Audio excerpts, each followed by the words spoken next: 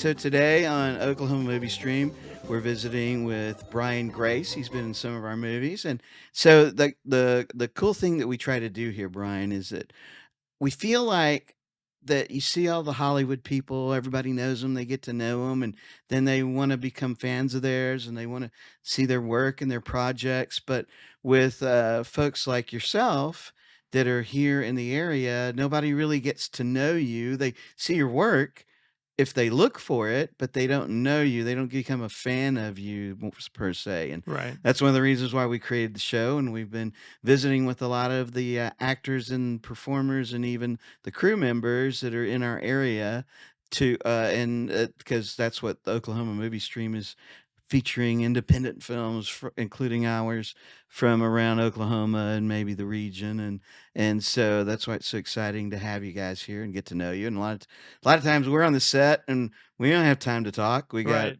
get to work. So I don't completely get to know you then either. Yeah. So how you We been? really appreciate the opportunity to do this. That's really cool. Thanks so much, guys. Yeah, absolutely. So where are you from? I am actually from Tulsa. I was Really? born pretty much like the Broken Arrow before I became like a big Broken Arrow. Uh-huh. And then my family moved to Maine, then we moved to Michigan, and then we came back. So I like to tell people that I had enough of the cold front, came back to where it's really random here in Oklahoma. So What drew your folks over there? Like your parents' jobs or my something? dad was still is a CPA accountant. Actually, he just retired about a month ago, so Uh-huh. he's finally being able to settle down with life and enjoy himself a little bit more. So that's really good. We're happy for him for that. Yeah, and so Tulsa was always their home and wanted to come back, is that? Yeah, I think they were both from New York, Ah, so they kind of grew up. And well, my mother was growing up in North Carolina, my father in New York, but they met in college there at New York, uh-huh, and then they came to Oklahoma because it was the best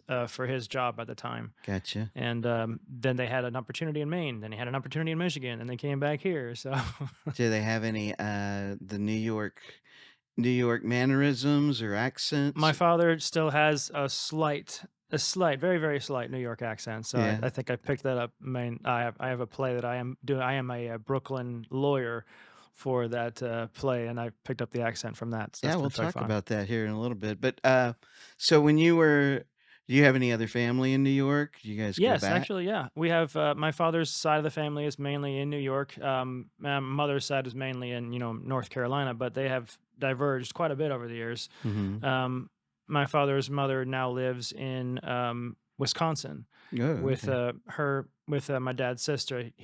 She takes care of her, and she just turned she's turning 100 this Wow. year. So Wow, that's yeah, awesome. really excited for her for that. We're gonna be going up to visit her. It'll be a long time coming. We actually haven't seen her. Well, my wife and I went to see her when she was about 94, but when she was 90, we had this great big Uh-huh. family reunion for that. So we're gonna do it again when she hits 100. My great-great-grandfather hit 100, and he got a letter from the president. Do they still do that, you think? Do I they? don't know. Yeah, you might check that out because he got a letter. I guess, it's a great thing to turn 100 and the Yeah, president recognizes you or the something, and triple digits. yeah, and so he got and my great-grandfather, he's the first person to introduce me to an outhouse. He had an outhouse and No his kidding. their ranch in, West Texas, Wow. and so he was a pretty interesting guy. Only drank rainwater. It was Oh, so we had a just filtration system. yeah, That's yeah, neat. I mean, and people who live off the land. I mean, that's yeah. very respectable. Yeah, it was pretty crazy, but interesting, but he made it to I think it was like 104 or Oh, 106. wow. Yeah, That's not at all common for a man. I mean, we don't usually right. live past 90, about 80 or 90, and 90 if we're lucky, really. Yeah, yeah, it was like, he built their house when we would go over there, and it was just not much of a house, but they were ranchers um, throughout his life, and it was kinda interesting, and we'd catch horned toads out there. You can't find those hardly anymore either, and, it That's was really cool. yeah, so your family is in New York, moved to Tulsa. Where'd you go to school then? I Grade went school? to grade school. I was in Marquette. Marquette School is like on Cherry Street downtown, Okay. and that's a Catholic private school. And then Mhm. we went to Bishop Kelly, which is also a Catholic high school. Right. And then well, my brother and I, we went to Tulsa Community College, and then I was going for computer science at the time. So I went to OSU Stillwater for about a semester or 2, came back for OSU Tulsa because it was a little bit easier to take the Big Orange bus, the BOB. Yeah. So we took that back and forth from my house, which I was still living with my family at the time, back to OSU Tulsa, Stillwater, whenever I needed it. So is that like Um, a 90-minute drive? yeah, it's about 90, 100 minutes, somewhere around Uh-huh. there. And you just get in the bus. Would you study then on the way back? Well, And yeah, I mean, most of the time, whenever you're studying, I don't do too well, like reading reading while on the I'm in bus. a bus, especially a bumpy bus. Yeah. I get queasy pretty easy. So Uh, when did theater come into play? Did you do that in high school? that's the funny thing. I never really acted or did any kind of like standard things because in my head, for whatever reason, I always thought that's just for the big leagues. That's just for like the people who the DiCaprios of the world. I Mhm. didn't actually put two and two together that you could actually perform as a local person. So it wasn't until 2015 that I started really searching for like voiceover, and Okay. that's kind of when I got started in voiceover, and got involved in an online school that taught me about how to perfect a script and get like get your script and you actually read it with a microphone similar to this, Right. and you just use your inflection and use your ability to act while you're speaking this words. You're bringing a script to life, and then they gave me a couple of demos. I was able to venture off a little bit into that. Then I started theater because my wife introduced me to one of her friends who had connections with a stage manager for Christmas Carol. Oh, And my okay. first ever play was my first ever performing for anything was Bob Cratchit for A Christmas Carol Oh, really? in 2017. Yeah. Yeah. So how did that feel? Were It you was, well, I was thinking I was gonna be terrified when I was on stage in front of, like, 300 people, which is the norm for Christmas Carol, but when I was up there and I was the character, I felt at home. I felt it was like a warm feeling, Uh-huh. and I it's hard to describe how it felt because it was I just knew this is what I was meant to do, Yeah. but I was sad that it took so long to figure it out. Well, yeah, unfortunately, sometimes that happens, but, Right. and like you said, like, I grew up in South Texas, and, a lot of times we don't I know that when I was thinking about wanting to be a performer, I was like, "Well, how do I do it? I don't Mhm. know how." No, we don't know anybody that knows how to do this. You wanna be an engineer? You can talk to a bunch of engineers and then tell you, "Do this, get good grades, go to school," and then there's engineer jobs all over the place, Right, and right. or accounting and things like that. There's a process that's a little easier to follow than trying to become an entertainer. And so for me, I ended up kind of doing radio for a while because it was easier at the time to get into radio. And but that was also an opportunity to learn more about voice stuff like what you did. And Mhm. what do you where did you start with the voice stuff? What was like your first gig? The first schooling I went to was called Such a Voice. You can find it online. It's basically a team of people who gather together and they teach you from experience about the coaching behind narration, animation, and commercials. So they have those three major sections, and they would teach you from experience and give you some coaches, and then show you how the process works. And about 8 months later, they have a plan that helps you to get your demo. Once Hmm. you get your demo created, they basically just kind of let you go. That's like, okay, fly away. You know? But then I met a couple of coaches on Twitter of all places, and X. yes, There. it's called X now. Yeah, yeah. So that's an interesting situation right there. Yeah. But I was able to meet some awesome coaches online, and they helped me more along the reality of what voiceover really is. Mhm. And through that, I've been able to get involved in like Voice 123 and voices.com and those types of pay to play websites where you pay a certain amount every year and they give you access to all of these companies that are Right. giving you all of these commercials and scripts to try out for an audition. But when I started film acting in 2018, that's where I've kind of set my heart because I realized when I started doing those jobs, I Yeah. was like, I don't have to be a DiCaprio. I don't have to be a De Niro. I don't have to be a big name and still be able to get these films and get my name out there and just start where I am and who I am. And then I realized that it's feasible for someone like me to be in film. So that's where I've been dead set following. Yeah, because it's hard because that's what is what seems to be the vision, and if you tell anyone, "Oh, I work in movies," "Oh, what did you do?" Right. Yeah, they always have If to have you some yeah, proof. where if it wasn't on, at the very least, one of the networks, it had to have been a movie if you worked with Sandra Bullock or DiCaprio or Right. any of those people, and when you can't say, "Yeah," and it's sad that it's that way because you can ask somebody, "Where do you work?" And they say, uh, McDonald's or any other restaurant, or then you accept some of that, or some business entity that is just smaller than a major corporation, then you say, "Oh, that's good. That's good living." Yeah. But if you're an actor and you haven't been in a major film, then, "Oh, well, all right. Well, maybe you'll find something, and maybe you'll get a job somewhere." But the reality is there are lots of work if you are willing to work, and not only knowing that, well, then maybe you teach and work and do combination of things, or have a little production company where you work with clients too and Mhm. making movies at the same time like we do. And so there are ways to do it, and you have to know that maybe you're not going to have $30 million in the bank, but you'll be able to make a living just like everybody else. That's right. I mean, that's another thing I found out too. I mean, just being able to be on camera makes me happy. Yeah. Just to have like something to express myself. And I love just being other people and exploring other lives and other facets of yourself. Because as an actor, you put yourself in every role Hmm. and you basically live that life of that person. So you bring that person to life on film. And for just a little while, you get to forget yourself and your own worries and troubles and take on someone else's. Yeah. Yeah, that's true. What was the first film or commercial project you did? So, gotta think back on that one. Um,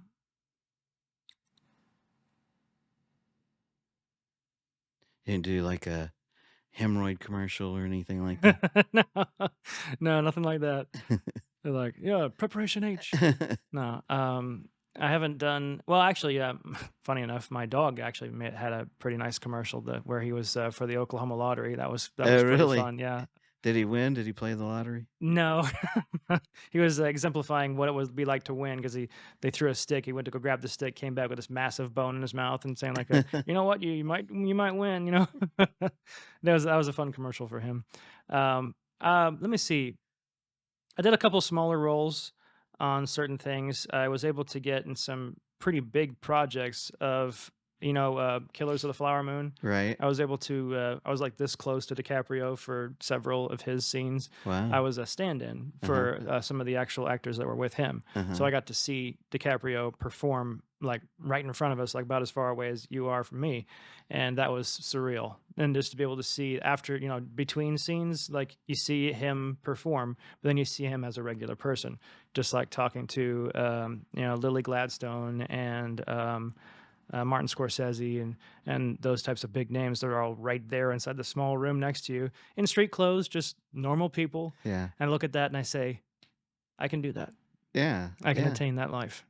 Yeah. It takes some of it's a little bit of luck, some of it's a lot of hard work, and Hmm. then just sticking to it. Because I know a Yes. lot of people that I've met through my time over the course of my career that I thought were extremely talented, but at some point they decided, for whatever reason, maybe their spouse told them, "Get a real job," or they started selling insurance and made more money and decided, "Well, I'm just going to do that and buy a boat Hmm. and not be a struggling artist." And I've never been a person to take the easy road. yeah, My parents will tell you that themselves. I mean, I've always been a person who's tried to make my life harder, is what they say.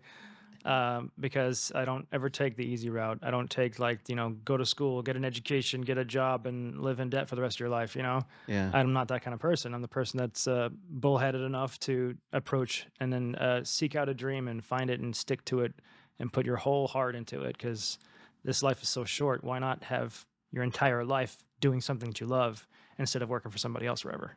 Right. What, you have any brothers and sisters? I got two older brothers and one younger sister. Okay. What do they do?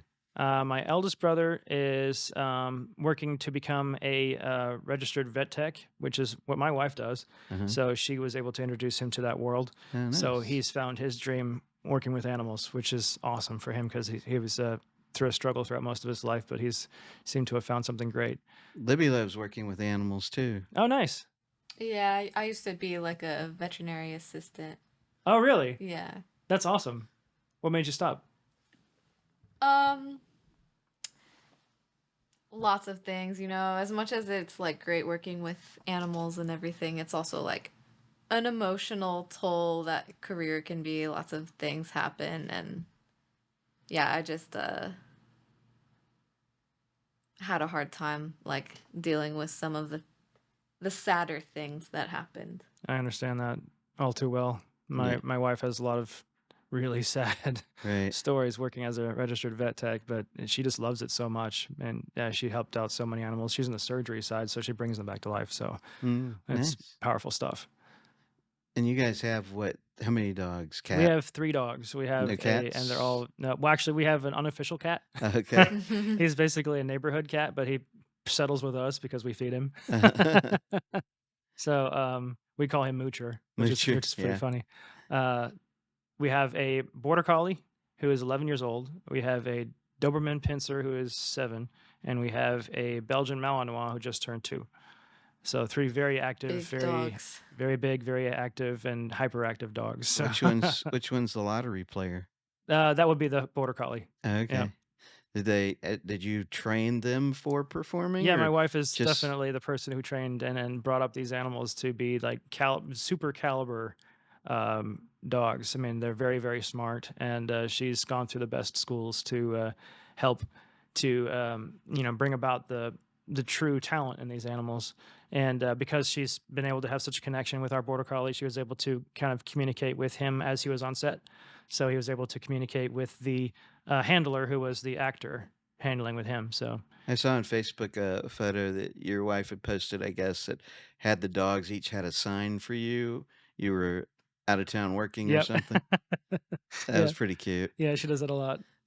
She has like those animals, the holding up signs and be like, make it stop, Yeah, Yeah, I she can think see this them one saying was that. like, "Come home, daddy," or "We miss you," or Yeah, something, and, it was pretty cute, yeah. yeah, yeah. Where were you? I'm trying to remember where that was. I Was that was the time you were in Cali, in LA doing the voiceover training? that was one thing I went to.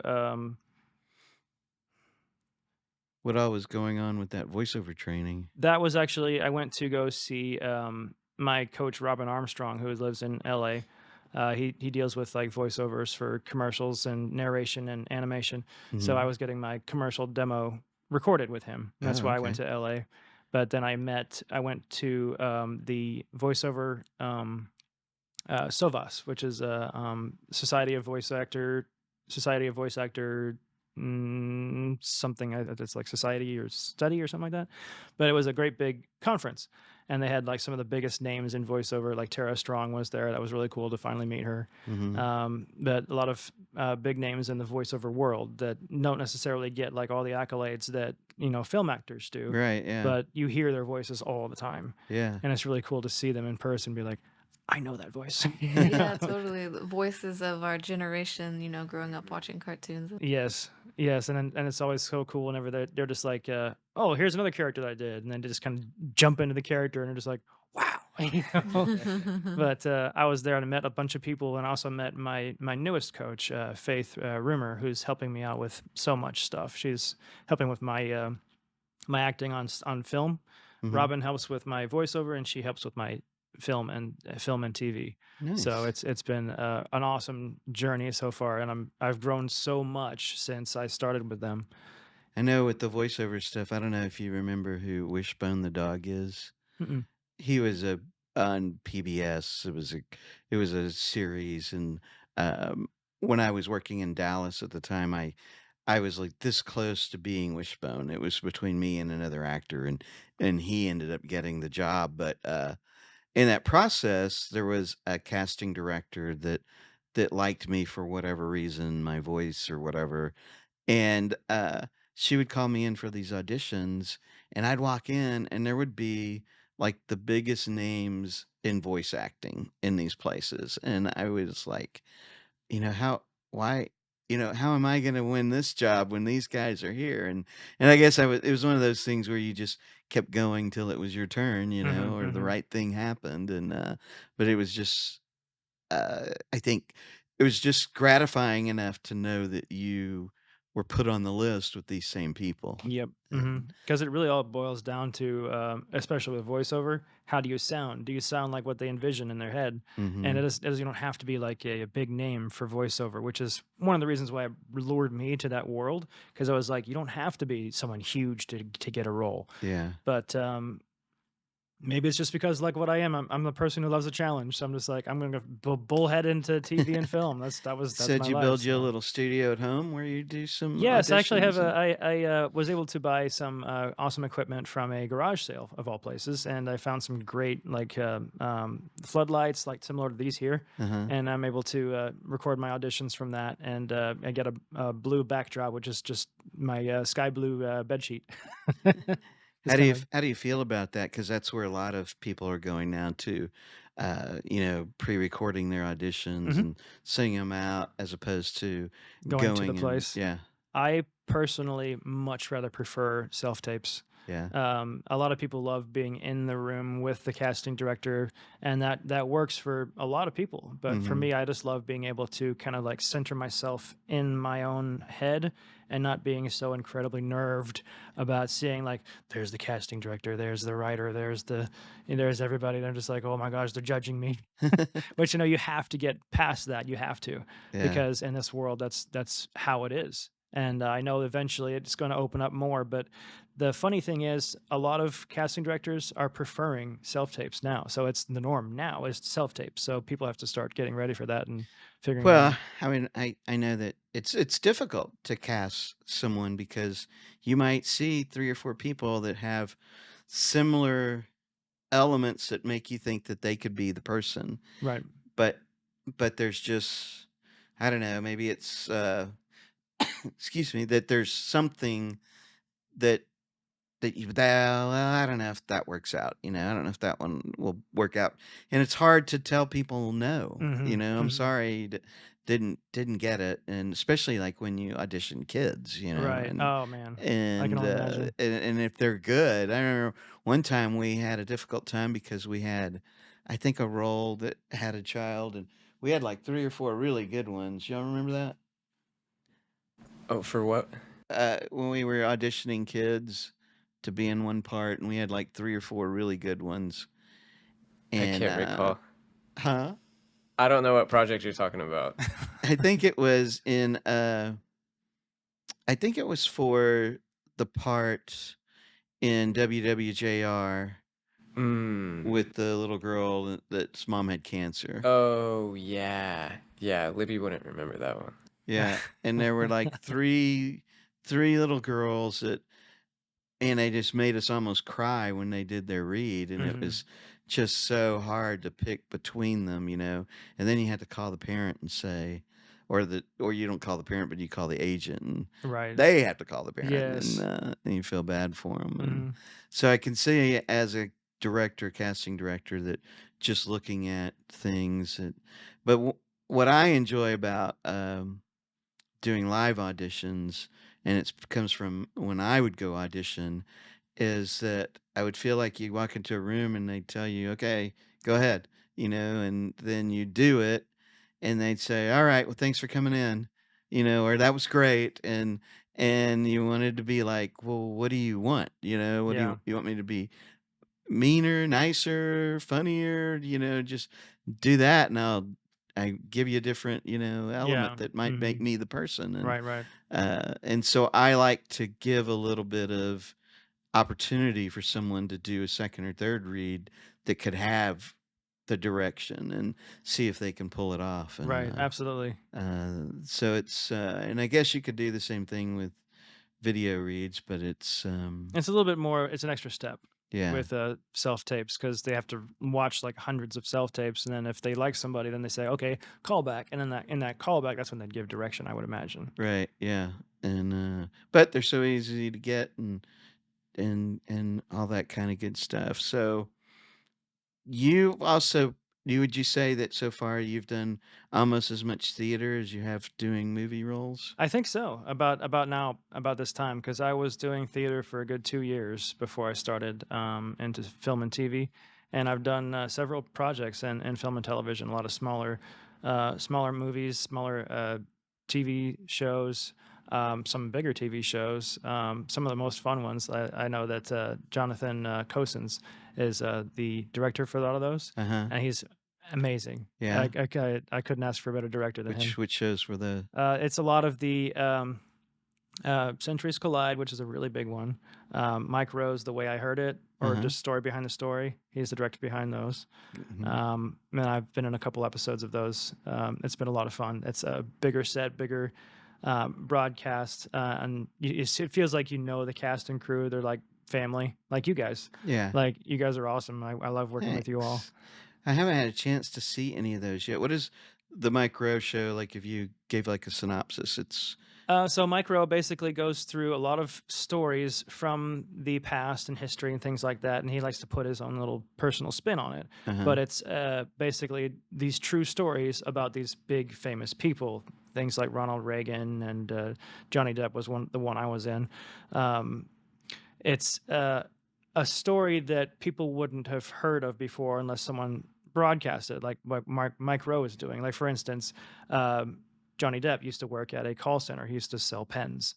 Oh yeah. So yeah, this episode was talking about that, the experience of Johnny Depp and where he was and what he went through before he became Johnny Depp. Uh-huh. So it's interesting seeing stories like that. And then Mike Rowe brings those to life. And he has these actors to come in. Jonathan picks these actors to represent these roles to bring that to life because it's actually a voiceover from Mike Rowe. He makes a voiceover, puts it on thing, and you act out the voiceover I with gotcha. actors. So Yeah. we don't Nice. actually speak the lines per se, but we mouth the words that Mike Rowe says. So we have to listen to his voice and match our words with his words, so that way it looks like we're talking when it's really him. Okay. Cool. Yeah, it's Yeah. pretty neat. It's really really neat. Yeah. It's a neat fun. I think first place I saw more of that happening was on those videos that they would do for Funny or Die. The what is it called? Drunk History. Yes. You know.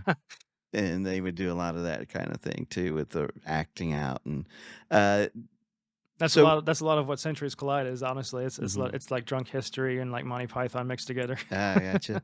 What is what is your pen selling job you had? Oh, right now I work at Oh, not your first, not the current job, but I mean like Johnny Depp sold pens, you know. I used to work at a place What's called like kind of the goofiest or maybe the most different job you had I that used to work at a place called Athletic World Advertising. They don't exist anymore, but it was a call center that advertised for high school posters like football and basketball and things like that. uh-huh. And they advertised to all these businesses for their small little business card, Oh yeah. like a 2x4 business card for $300. You put yourself on there. It's just the size of a business card on side of a high school poster, and they made these posters. They looked nice. They were high glossy, very full colored. They looked really, really. Yeah, I've seen them at different Oh, you have restaurants seen and them? stuff, yeah. Oh wow. What do you how hard a call was that? They were always hard. Yeah. Unless they were just the companies that just wanted to keep recurring their business. It's like, yeah, sure, I know you guys. Just put me on. So Uh-huh. then you can just be all excited and be like, I got a sale, guys. Oh my gosh. Yeah. So they put your name on a board and they say like, they put how much money you make, and by the end of the day, if you have the most sales, you get a gift card for like, like Macy's or something. It's like, here's a $25 gift card. I was like, oh boy.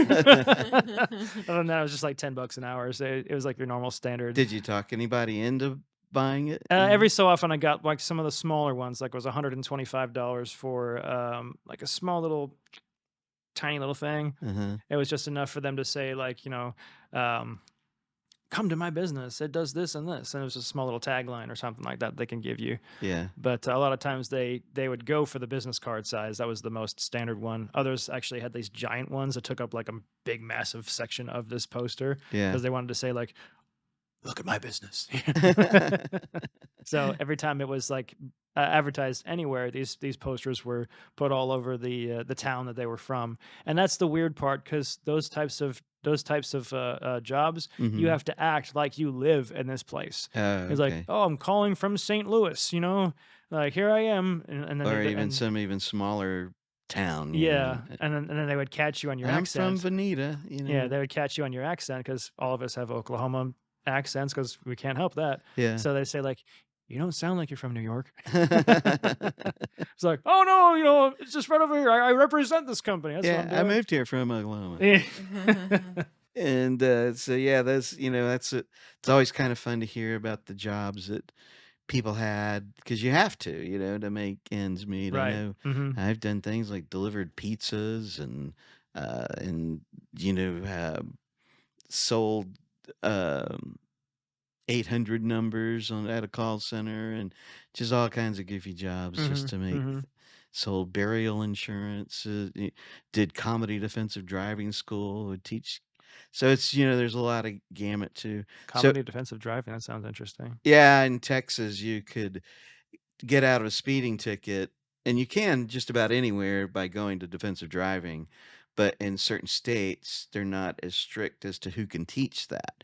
You could, like in hours, you could go for like a weekend long class and learn and get certified and then you could teach it. And this guy I knew, he had hired a bunch of comedians because we all needed extra money to teach this, and we rewrote some of the curriculum that still fit the state standard but then inserted a bunch of humor into it, and people paid extra to come to it. And it was, for me, I thought, well, if I have people for 6 hours and I can make them laugh on a Saturday morning at 9 a.m., I can make them laugh at night when we're in a club. And Nice. so that's what it was basically all about. And it was fun and interesting for a while, but just like those jobs, they're good training ground, I think, Mhm. for because you pull from characters. Like I'm sure in selling, whatever it is you do now in your career, and then what you did then from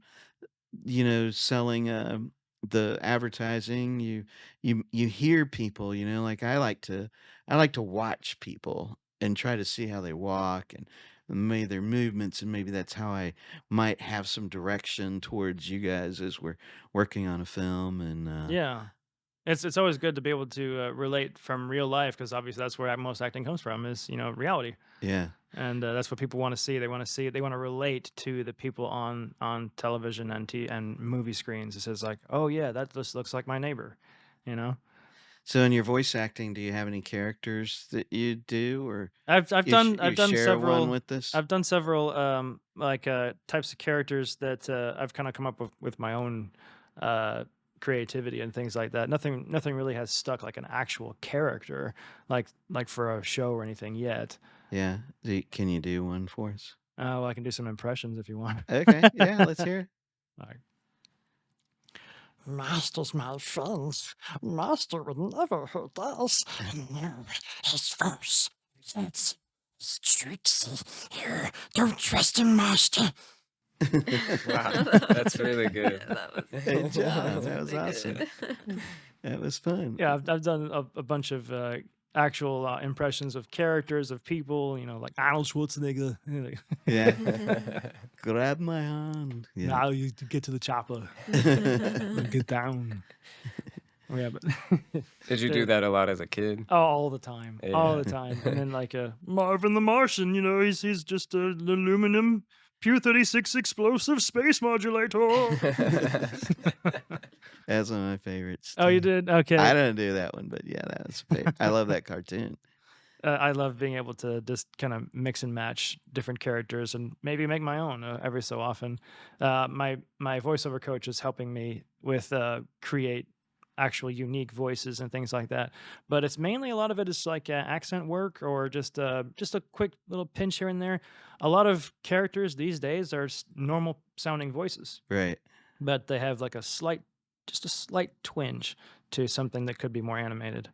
Yeah, like I know back in the day, even like actors I felt had more where actors today have more what's the word I'm looking for? They have more neutral type of Voice. voice or accents, and they have the non-regional dialect, Right. and more so than they ever have before. Like back in the 80s or the 70s, actors were they had these more unique deliveries and styles, and it was a way that like a Rich Little could come around and be all these different people. Mhm.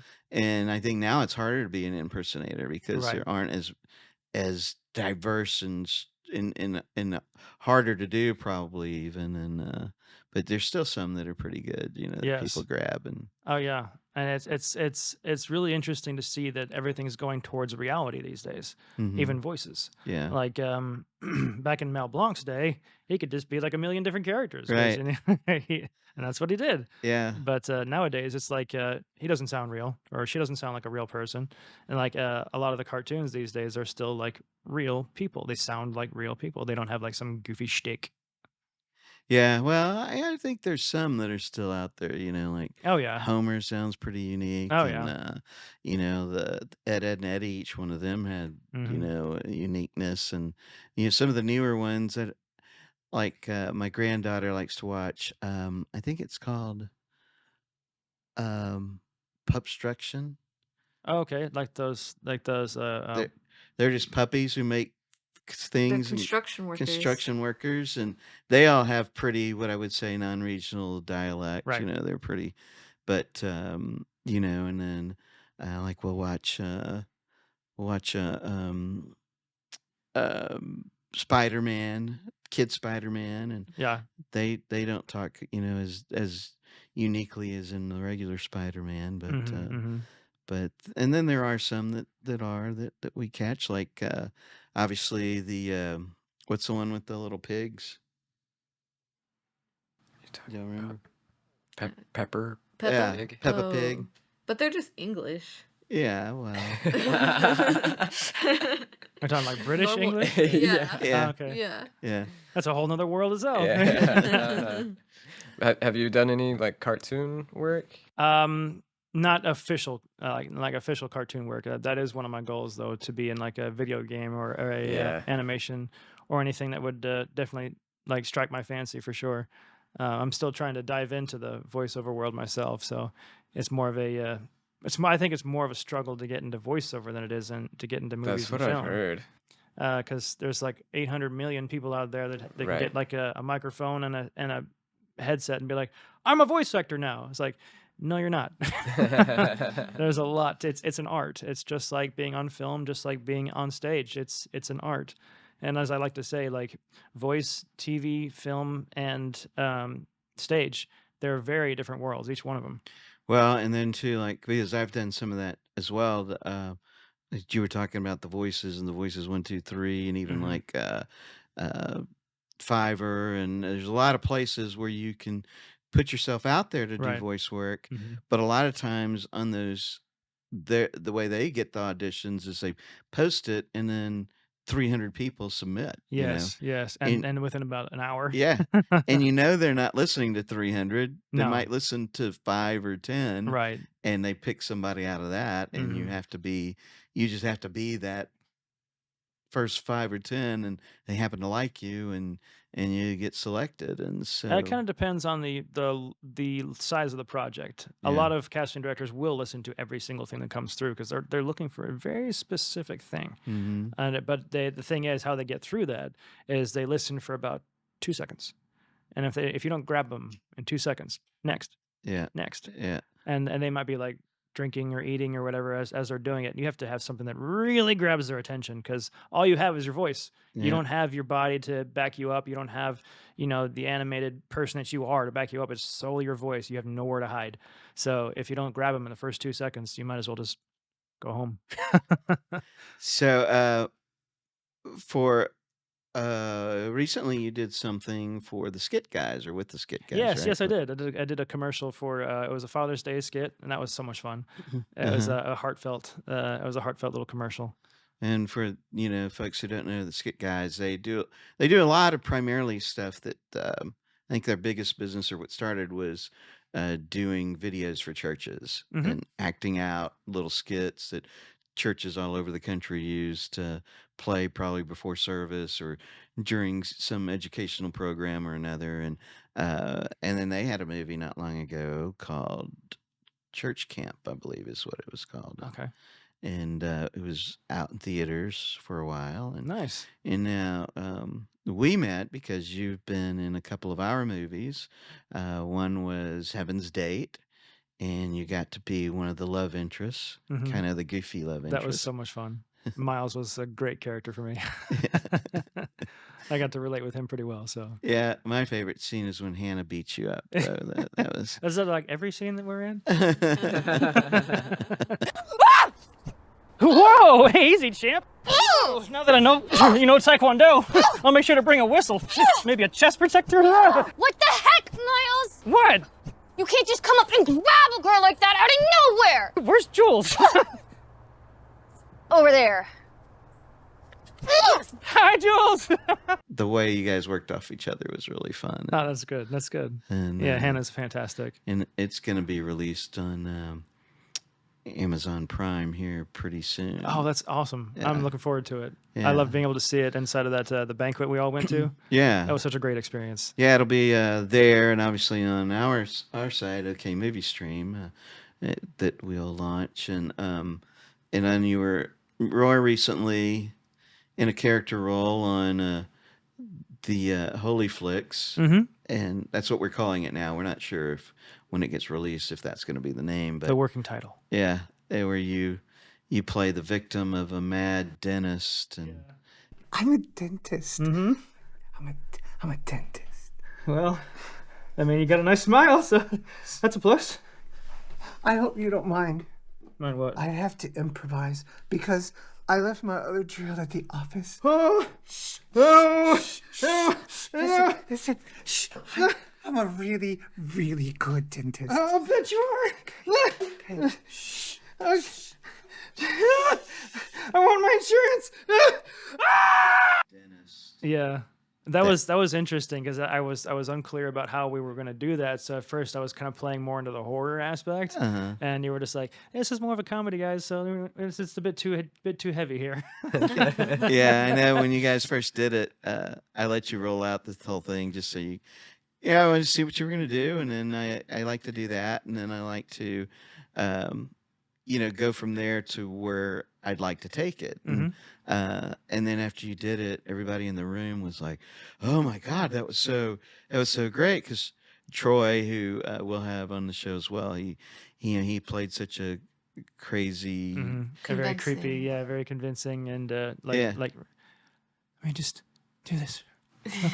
Exactly. Yeah. and the Very intense. first time you guys did it, it was very, scary, like if it were a serious movie about a serial killer, Mm-hmm. it would have worked perfect, but because it's a comedy, then we said, all right, guy, I mean, you kinda did pull it, that and back a everybody's like, bit. okay, now let's make it funny, and then then you guys came back and did the elements that did make it funny. That's good. That's good. And it I was turned hoping out that really we, well. hoping we made that vision come to life. So Yeah, so we can't wait to get that out in December. Will be the premiere, and then later followed by being on OK Movie Stream and other places. And so, what about it? I know you. Then you were working on when we shot Heaven's Date. You were working on a play, Mhm. and then now you're working on another one that by the time this gets out will have been done and seen. But what's it about, and what do you like about it? oh, this is it's a very unique project. It's brand new. This is the first time it's ever being shown anywhere. It's written by Ilan Kozlowski, very awesome visionary. He's made this show called The Divine Resigns. So it's about God himself giving up. He's throwing in the towel, and basically he's just like fed up with what humanity has done over the years, and he's just like, you know what, I'm finally done with you guys messing everything up. I'm finished. So I play a Brooklyn lawyer. So I basically am God's lawyer, and I find out inside of the creation clause that there is a stipulation saying that if God ever decides to give up, humanity reserves the right to defend itself before it goes the way of the dinosaur. So my job is to appeal the decision of God and say, hey, give us another shot.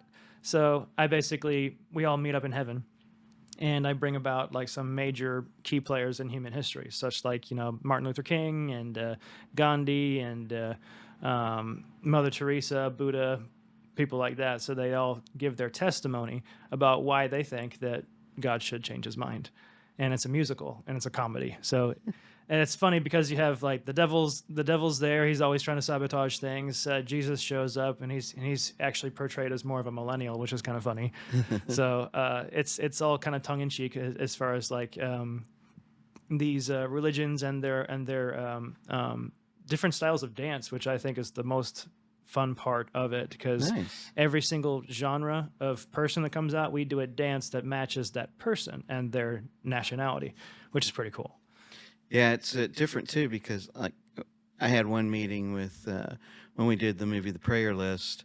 We were doing that with some of the rebate money from the Oklahoma Film Music Foundation, and at the time, COVID had hit, so everybody was doing all the the Zoom calls, and there were like a dozen other directors that had projects, and we had to talk about and introduce each of our projects. And I said, yeah, ours is going to be a faith-based musical comedy, and everybody was like stunt. First of all, why would you do a musical comedy? There's not a lot of them, and Right. so that's great, man. I hope that show goes really well for you. Oh, we're and- looking forward to it. And I and, know that Elon wants to make it wide scale. uh-huh. So after we're going to see how this one does for him, and then he's probably going to try to get it to larger markets. Nice. I think his goal is just to have fun with it, but he wants to see how far it can go. It's possible he might bring it to Broadway, and who knows?